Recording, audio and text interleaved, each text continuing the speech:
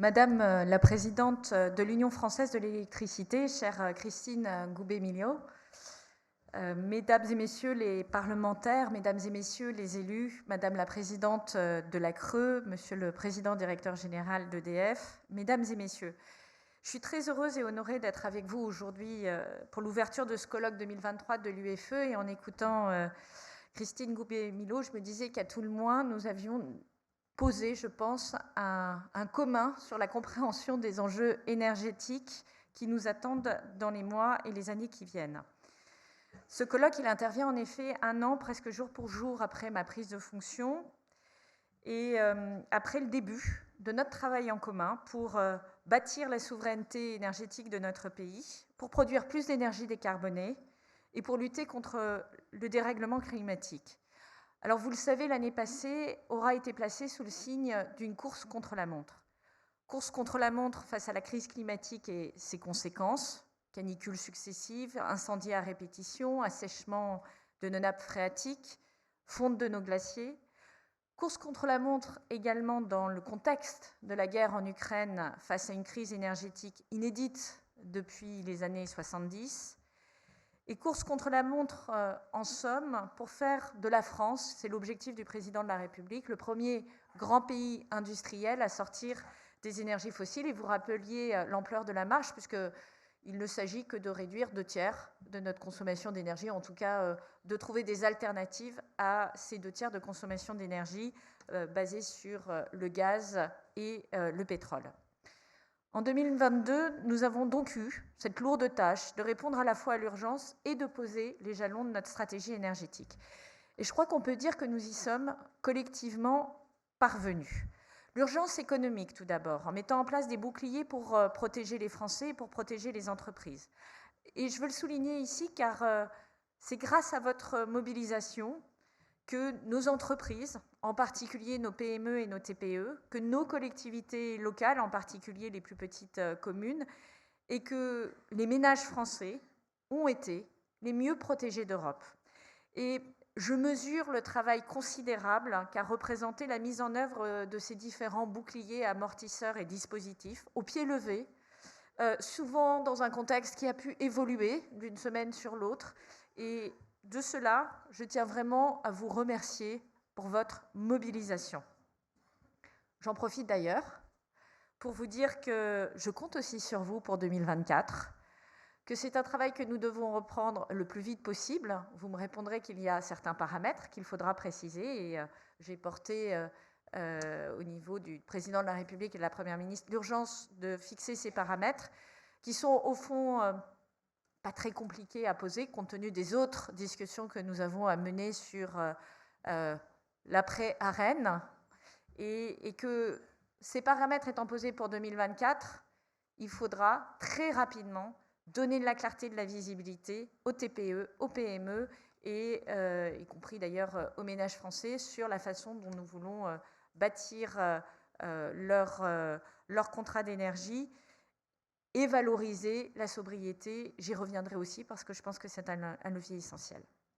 Nous avons également dû gérer l'urgence de sécuriser nos approvisionnements énergétiques pour le passage de l'hiver. Là encore, nous avons réussi.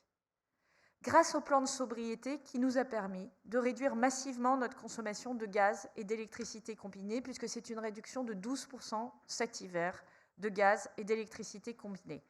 Grâce aussi, évidemment, à notre travail pour le remplissage de nos stocks de gaz et grâce à tout le travail qui a été fait pour produire autant que possible plus d'électricité dans un contexte où il fallait reconnecter un à un des réacteurs nucléaires dans un exercice de maintenance qui n'avait rien de facile. Et là aussi, je veux saluer le travail exceptionnel des opérateurs et des techniciens. Et je ne veux pas oublier aussi les 5 gigawatts d'énergie renouvelable qui ont été connectés sur le réseau, parce qu'on voit que ça contribue aussi à soulager l'effort. Grâce à la solidarité européenne, enfin, ces accords de solidarité et ces renforcements d'interconnexion n'ont pas été pour rien dans notre capacité collective à passer l'hiver, en dépit, et c'est RTE qui nous le dit, de 12 potentiels signaux éco-watts rouges et de 8 potentiels signaux éco-watts orange que nous avons réussi à surmonter. puisque nous avons été ouverts toute l'année, à tel point qu'on a pu nous reprocher d'avoir crié au loup alors qu'il n'en était rien. Nous étions vraiment dans une situation de tension électrique exceptionnelle. Cet effort, nous devons le poursuivre.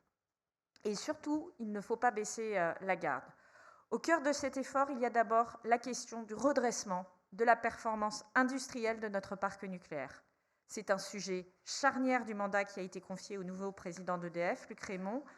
Et je le redis, notre indépendance énergétique, la fin de notre dépendance aux énergies fossiles et la neutralité carbone vont davantage être une affaire d'huile de coude, de génie civil et de soudure que de débats abstraits sur la régulation. Il faut accélérer sur les énergies renouvelables, il faut accélérer sur l'efficacité énergétique, il faut accélérer sur la sobriété. Tout cela ne demande ni loi, ni réglementation, mais du travail en commun. Cet effort, nous devons le poursuivre pour poser les fondations de notre transition énergétique. Là encore, nous avons franchi des étapes décisives. Législatives d'abord, avec 3 lois énergétiques qui ont été promulguées en 1 an. Ces 3 lois ont un point commun, elles ont été adoptées à de très larges majorités. Et ce n'est pas anodin, car l'énergie est une politique de long terme qui dépasse le temps du mandat politique. Et mon objectif avec les parlementaires de la majorité, c'est de bâtir un consensus politique sur ce sujet qui transcende les étiquettes partisanes. C'est ce qui donnera corps à notre stratégie énergétique, c'est ce qui fera sa durabilité, c'est ce qui vous donnera de la visibilité et de la confiance. Ma méthode est donc simple, anticiper, concerter et rassembler tous ceux qui veulent faire avancer le pays. Après la loi adoptée dès l'été pour sécuriser nos approvisionnements énergétiques, nous avons promulgué une loi d'accélération de la production des énergies renouvelables qui va permettre de travailler sur une véritable planification énergétique. Nous avons également fait adopter une loi d'accélération des procédures nucléaires afin de pouvoir tenir les délais de notre programme. Vous savez que le président de la République porte un programme de 6 EPR2 et de la mise à l'étude de 8 supplémentaires. Évidemment, la loi de programmation énergie-climat sera l'occasion d'y revenir et de fixer des cibles. Nous renouons ainsi avec le fil de notre histoire industrielle et l'esprit de la France des bâtisseurs que nous avons connu. Ensuite, nous avons ensemble crédibilisé le levier de la sobriété. J'en suis convaincue, si nous voulons gagner la bataille de la transition énergétique, nous devons chacun, à notre échelle, en être acteur. Avec ce plan de sobriété que j'ai présenté en octobre dernier, nous avons réussi à faire en 3 mois ce que nous n'avions pas été capables de faire en 30 ans. Je rappelle que ce plan de sobriété n'est pas tout à fait étranger à la baisse d'émissions de gaz à effet de serre au 3e trimestre de 8,5%, à la baisse d'émissions de gaz à effet de serre de 15% sur toute l'année sur le bâtiment, et au fait que la France, en 2022, a baissé ses émissions de gaz à effet de serre de 2,7%, là où nous n'avons pas tous les chiffres officiels, il semblerait que le Royaume-Uni soit à 2,5%, l'Allemagne à 1,9% et l'Espagne et l'Italie en progression. Donc, de cette performance aussi, je veux vous remercier parce qu'elle a été collective et le fait du travail de chacun d'entre vous dans cette salle et qui nous écoute. Ce plan sobriété, il a été construit avec plus de 300 fédérations professionnelles, experts, associations et partenaires sociaux. Et c'est un plan qui a permis de réduire notre consommation, je l'ai dit, mais c'est un plan qui illustre aussi une méthode que je souhaite défendre. Une méthode qui part des acteurs du terrain, qui responsabilise, qui refuse le choix de la coercition pour obtenir des résultats. Une méthode aussi qui part du fait que la transformation de nos comportements est un fait culturel, qu'il ne se décrète pas. Et je veux rappeler ici que les 19 degrés de température dans les bureaux et ailleurs, c'est une législation qui existe depuis 1978. Beaucoup d'entre vous n'étaient pas nés, j'étais moi-même en Babigros, c'est pas pour ça qu'on l'a appliquée. Ce n'est que la première marche. L'enjeu aujourd'hui est de pérenniser dans les temps ces mesures et je présenterai dans les prochains jours l'acte 2 du plan de sobriété. Et si nous voulons aller plus loin, au-delà de ces mesures qui restent des mesures de court terme, il va falloir éco-concevoir nos politiques publiques et faire en sorte que pour chaque politique d'aménagement du territoire, on anticipe son empreinte énergétique de manière à la réduire autant que possible. Question d'aménagement, de transport, de construction, d'organisation de la ville, des périphéries et du monde rural. Cette année a également été marquée de temps forts européens. pour dire le moins. Nous avons bâti des compromis qui ont conduit à l'adoption du paquet climat le plus ambitieux du monde, le paquet Fit for 55, un paquet législatif qui fixe l'objectif de réduire nos émissions de gaz à effet de serre de 55% d'ici 2030. Sur l'urgence, nous avons passé 6 textes et nous continuons à travailler, vous le savez, sur la réglementation renouvelable 3 et sur la réforme du marché, j'y reviendrai. Sur l'énergie nucléaire, enfin, au travers de l'Alliance du nucléaire que j'ai créée en février, nous avons pu montrer nos forces. Nous sommes aujourd'hui 16 pays en Europe à considérer que le nucléaire fait partie de la boîte à outils de notre décarbonation. Ce n'est pas l'outil unique, il n'épuise pas le sujet, il est complémentaire avec les énergies renouvelables, avec la sobriété et l'efficacité. Mais se passer de cet outil, en particulier lorsqu'on a l'atout de disposer d'une filière d'excellence comme en France, c'est en fait se couper un bras. Il nous appartient maintenant d'être à la hauteur de notre trajectoire et de nos objectifs climatiques ambitieux. La première priorité des mois à venir sera donc, vous l'avez dit, Madame la Présidente, de bâtir la première loi de planification sur l'énergie et le climat et plus généralement cette stratégie énergétique, comme la Première ministre et le Président de la République m'en ont confié la mission. Cette loi elle a une double ambition.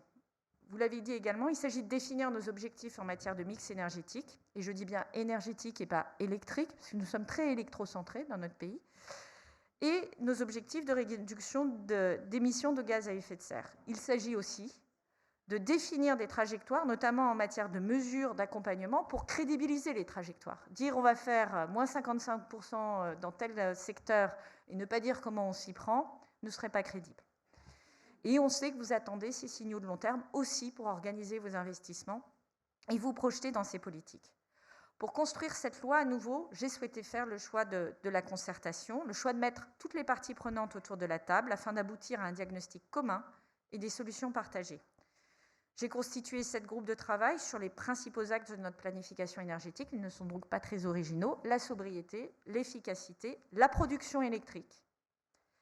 Et tout ce qui peut contribuer à renforcer la résilience de notre système électrique. Donc ça comprend l'efficacité énergétique, les capacités d'effacement, la production de chaleur renouvelable de notre côté et toutes les énergies bas carbone. Vous voyez, je regarde Luc Rémond d'un côté, je regarde Catherine MacGregor de l'autre et Patrick Pouyanné. Tout ça est très bien organisé. Il faut également compter sur l'innovation. L'innovation, ça veut dire où on va en matière d'hydrogène, puisque l'hydrogène peut être de différentes origines, où on va en matière de capture carbone, et quels sont aussi tous les leviers auxquels nous n'avons pas nécessairement encore pensé et qui méritent d'être investigués. Et puis, il ne faut pas oublier les zones non interconnectées, qui sont souvent les parents pauvres des programmations pluriannuelles de l'énergie. Ce n'est pas le sujet le plus simple, mais c'est un sujet que je souhaite traiter territoire par territoire. Ces groupes, ils associent des parlementaires, des élus locaux, des partenaires sociaux, des fédérations professionnelles, des associations, des think tanks, des experts, des entreprises. Face au mur énergétique qui nous attend en 2030, ils doivent nous aider à fixer nos grands objectifs et à trouver les bons arbitrages. Car dans les prochains mois, si on rentre un peu dans le détail, il va falloir donner de la visibilité sur les trajectoires climatiques de l'ensemble des secteurs, pour placer le chemin lisible et cohérent sur les transports, sur le bâtiment, sur l'agriculture, sur l'énergie, évidemment, sur l'industrie. Sur les cibles d'incorporation des carburants durables, et plus généralement pour la mobilisation efficace de nos gisements de biomasse, il ne vous aura pas échappé, et c'est un des points d'entrée que nous mettons sur la table de cette réflexion, c'est la question de l'accessibilité de la biomasse et des priorités d'utilisation de cette biomasse. Il ne serait pas crédible de vendre plusieurs fois notre biomasse, de même qu'il faut peut-être accepter, ou en tout cas fixer ensemble, la manière d'importer ou pas cette biomasse et quel type de biomasse. Sur les appels d'offres renouvelables aussi, mais aussi pour l'hydrogène ou les technologies de captage, stockage et valorisation du CO2, ainsi que sur les mécanismes de soutien à la rénovation globale, au verdissement des flottes de véhicules ou au déploiement des bornes de recharge avec une programmation d'objectifs, mais aussi de moyens. Sur la relance de notre politique nucléaire, évidemment. Et puis, et vous l'avez mentionné parce que je pense que c'est un point absolument essentiel, sur les filières industrielles, et vous savez que j'ai lancé depuis janvier un groupe de travail spécifique sur les filières industrielles pour avoir filière par filière, énergie renouvelable et nucléaire, les maillons de la chaîne, les maillons faibles de la chaîne, les actions pour les renforcer, mais également sur les compétences. Et j'annoncerai demain, avec la remise du rapport de l'Université des métiers du nucléaire, le plan Marshall sur les compétences du nucléaire, mais mon ambition est de faire exactement la même chose sur les énergies renouvelables et sur les réseaux qui sont un élément indispensable de la résilience de notre système électrique et gazier. Le deuxième objectif législatif, c'est évidemment la réforme du marché de l'électricité. Cette réforme n'épuise pas le sujet, je tiens à le dire, mais elle est quand même un cadre qui envoie des messages clairs. Et ces messages clairs, c'est avoir un marché intégré avec nos voisins, qui fonctionne dans le court terme, comme il a prouvé au travers de la crise la plus importante de ces 50 dernières années, mais qui donne aussi des signaux de long terme et qui permettent aux entreprises qui utilisent de l'électricité comme aux entreprises qui la produisent d'avoir le maximum de capacité, de visibilité pour pouvoir investir à long terme. Un marché aussi intensif en capital qui a des signaux de prix à très court terme est un marché qui nécessairement est constamment en sur- ou en sous-investissement. Et donc notre enjeu, c'est de permettre de donner ces signaux et de rapprocher le coût de l'électricité du coût de production de notre mix électrique. C'est au fond d'ailleurs ce que nous avons fait avec le bouclier énergétique, mais c'est une manière un peu, très organisée et très verticale d'organiser cela. L'objectif, c'est que ça se fasse plus naturellement par l'équilibre du marché et des règles du jeu qui soient dans le temps et continues. L'année 2023 doit également être celle de l'opérationnalisation. Plusieurs d'entre vous connaissent ma devise. La loi, c'est bien. Les projets sur le terrain, c'est quand même plus concret. Mon premier objectif sera de déployer aux côtés des élus locaux la planification des énergies renouvelables que nous avons adoptée avec la loi d'accélération. Ça ne va pas être un exercice facile. C'est un exercice qui a été souhaité par les élus locaux et les parlementaires, qui va nous conduire à entrer en profondeur dans notre système énergétique, et j'insiste sur énergétique parce qu'il y a toujours cet aspect chaleur renouvelable qui est parfois oublié, qui prendra du temps, mais qui sera essentiel pour accélérer et faire de nos élus locaux les entrepreneurs énergétiques dont nous avons besoin. Nous avons plus de 30 000 maires. Si un tiers d'entre eux s'engagent avec beaucoup de volonté, et je les entends sur le terrain, pour devenir ces entrepreneurs énergétiques, ça fait 11 000 entrepreneurs énergétiques de plus en France dans les 2 ans qui viennent. Je pense que ce sera une vraie avancée. Le second objectif prioritaire, c'est la justice sociale. Il n'y aura pas d'acceptabilité de réussite de la transition énergétique si on n'est pas capable de montrer que chacun fait des efforts, y compris ceux qui donnent le sentiment d'échapper et de passer au travers des trous de la raquette, et sans capacité à proposer des solutions à ceux qui n'ont pas les moyens de mener seuls leur transition énergétique. Nous devons donc déployer les dispositifs pour permettre à tous ceux qui en ont un besoin absolu d'avoir accès à des véhicules bas carbone. C'est le sens, bien sûr, du leasing social, mais c'est le sens des trajectoires de la prime à la conversion et du bonus écologique que nous devons discuter et donner dans les prochaines semaines. Nous devons aussi offrir des solutions durables aux ménages qui habitent dans des passoires thermiques. Et là, je pense que nous avons passé un cap. Nous sommes à plus de 700 000 rénovations thermiques dans notre pays chaque année. C'est une multiplication par 10, il faut juste se souvenir de ce chiffre. Mais maintenant, il faut passer au cap suivant qui est comment massifier des gestes et des bouquets qui permettent aux rénovations d'être plus puissantes et d'économiser vraiment beaucoup d'énergie. Et nous devons trouver à la fois une manière d'aller pour ces ménages vers le reste à charge zéro, tout en luttant avec détermination contre les fraudes. Vous savez que nous travaillons à l'amélioration des outils du service public de rénovation de l'habitat, France Rénov', en déployant une véritable politique d'accompagnement, mon accompagnateur Rénov', pour qu'aucun ménage ne soit laissé sans conseil ni solution. Le troisième objectif, il est industriel et autour des compétences.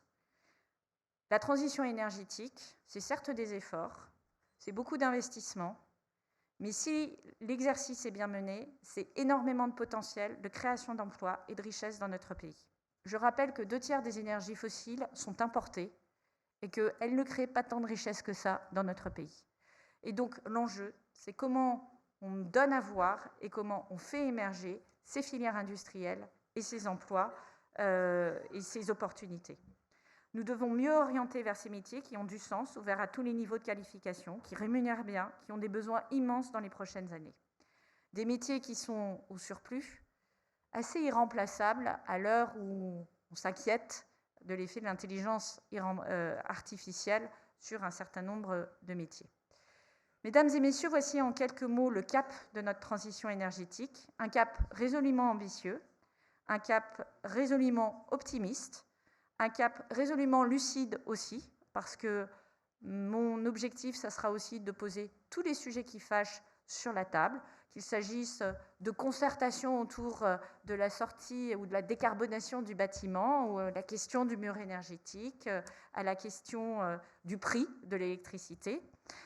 Un cap pour offrir de la visibilité aux acteurs, des perspectives aux Français et des orientations claires pour mener la lutte contre le dérèglement climatique. Je crois que cette transition, nous devons l'affronter les yeux grands ouverts, ensemble, en travaillant sur la base des faits et des données.